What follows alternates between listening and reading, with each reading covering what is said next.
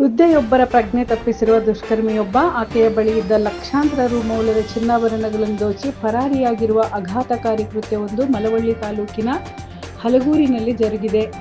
ಇನ್ನು ಘಟನೆಗೆ ಸಂಬಂಧಿಸಿದಂತೆ ಹಲಗೂರು ಗ್ರಾಮದ ಮುತ್ತತ್ತಿ ರಸ್ತೆಯ ನಿವಾಸಿ ಸುಮಾರು 70 ವರ್ಷದ ಕಮಲಮ್ಮ ಗುರುವಾರ ಸಾಯಂಕಾಲ 6 ಗಂಟೆ ಸಮಯದಲ್ಲಿ ತಮ್ಮ ಮನೆ ಮುಂದಿನ ಜಗಲಿ ಮೇಲೆ ಒಬ್ಬರೇ ಕುಳಿತಿದ್ದ ವೇಳೆ ಆಕ್ಟಿವ್ ಹೋಂಡಾದಲ್ಲಿ ಬಂದ ಅಪರಿಚಿತನೋರ್ವ ಅರ್ಚಕರ ಮನೆ ವಿಳಾಸ ಕೇಳುವ ನೆಪದಲ್ಲಿ ವೃದ್ಧೆಯನ್ನು ಪರಿಚಯಿಸಿಕೊಂಡು ಮನೆಯವರ ಕಷ್ಟ ಸುಖ ಕೇಳುತ್ತಾ ಮೈ ಮೇಲೆ ಇಷ್ಟೊಂದು ಒಡವೆ ಹಾಕಿಕೊಳ್ಳಬೇಡಿ ಎಂದು ಬುದ್ಧಿ ಮಾತು ಸಹ ಹೇಳಿದನಂತೆ. ಇಷ್ಟೆಲ್ಲ ಆತ್ಮೀಯತೆಯಿಂದ ಮಾತನಾಡಿದ ಆಗಂತಕನಿಗೆ ಕಮಲಮ್ಮ ಕಾಫಿ ಮಾಡಿ ಕೊಟ್ಟರಂತೆ. ತನಗೆ ಕಾಫಿ ಕೊಟ್ಟ ಅಜ್ಜಿಗೆ ಆತ ಬ್ಯಾಗ್ನಲ್ಲಿದ್ದ ಸಿಹಿ ತಿಂಡಿ ತೆಗೆದುಕೊಟ್ಟನಂತೆ.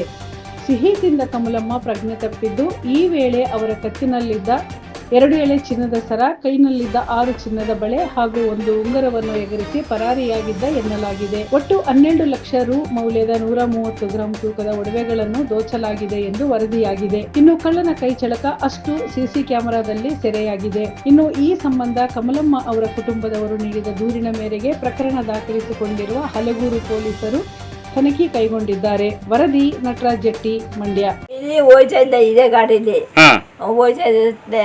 ಅರ್ಚಕರ ಮನೆ ಯಾವುದೋ ತಾಯಿಯನ್ನ ಅರ್ಚಕರ ಮನೆ ಮುಂದೆ ಹೋಗಪ್ಪ ಅಂತಂದು ಅದಕ್ಕೆ ಹೋಯ್ತೀನಿ ಶಾಸ್ತ್ರವರನ್ನ ಹೇಳ್ತಾರೆ ಕಣಪ್ಪ ಅಂದು. ನಾರಾಯಣ ದಾಸರ ಮನೆ ನೀವೆಲ್ಲಿ ಕೂತಿದ್ರಿ ಆಗ? ಇಲ್ಲಿ ಕೂತಿದ್ವಿ ಪಡಸಲ ಮೇಲೆ. ನಾರಾಯಣ ದಾಸರ ಮನೆ ಕೇಳಿಯೋ ಇದು ಕೇಳಿಯಪ್ಪ ಅಂದು. ಇಲ್ಲ ಈರನ್ನ ಹಂಗಾರೆ ಹೋಗಿ ಅಷ್ಟೇ.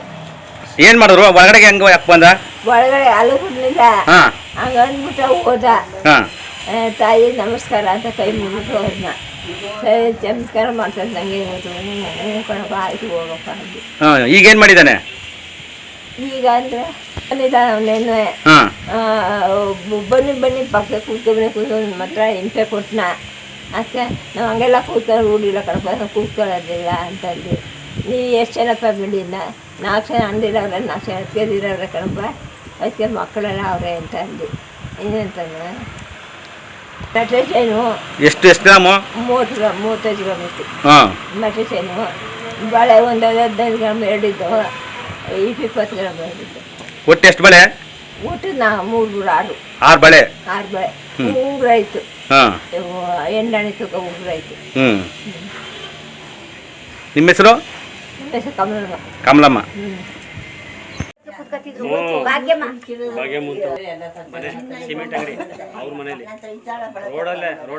ಮೆಂಡು ನ್ಯೂಸ್ ನೆಟ್ವರ್ಕ್, ಸತ್ಯದ ಕನ್ನಡಿ.